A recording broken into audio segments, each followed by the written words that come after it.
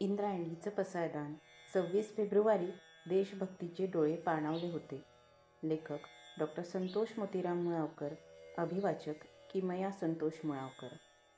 मी मृत्यू, मी कर्तव्य कठोर, उलट्या काळजाचा, भावनाशून्य पण महाक्रूर, हृदयशून्य पण पाषाण हृदयी, माझ्या वेळेच्या बाबतीत अगदी काटेकोर, वाळूचा एक कणही इकडचा तिकडं व्हायचा नाही. मी इतरांचं आयुष्य वाळवंटानं मोजतो. मी कुणालाही एकही श्वास जास्तीचा घेऊ देत नाही.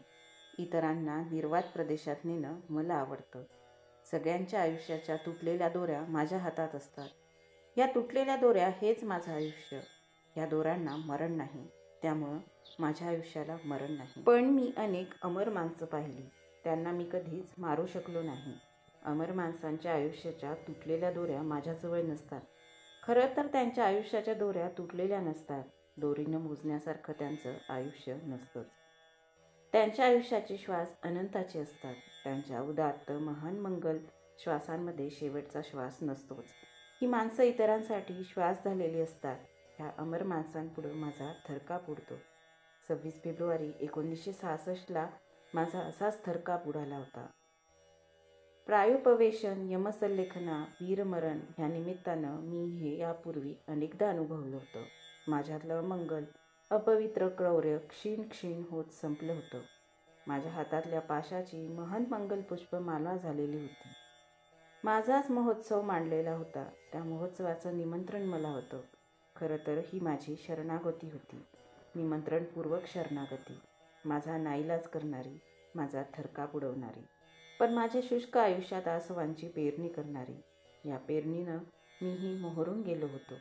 माझ्यातल्या विनाशाला महन मंगल, उदात्त, उन्नत, महन मधुर स्पर्श होत होते. ह्या अमर आयुष्यानं मला हे स्पर्श ह्याही पूर्वी दिले होते. आज ह्या अमर मरणासोबत आपणही मरून जावं, मरणातली अमरता अनुभवावी असं मला उत्कटतेनं वाटत होतं. पण निसर्गानं मला घालून दिलेल्या मर्यादा पार करायला मी माणूस नव्हतो. माणूस नसण्याचं दुःख मी आज अनुभवत होतो. मला हृदय, काळजी, मन, भावना, विचार या गोष्टी फुटायला लागल्या होत्या असं मला जाणवत होतं.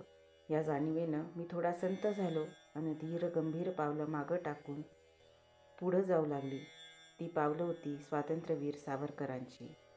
मी त्या अमर पावलांच्या मागं जात त्या पावलांचा जयोस्तू करू लागलो.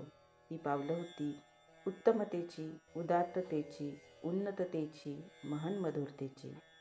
त्या शुभद सुखद पावलांचा जयोस्तू करत मी मागं वळून पाहू लागलो. महाकाव्य मुसमुसलेलं होतं.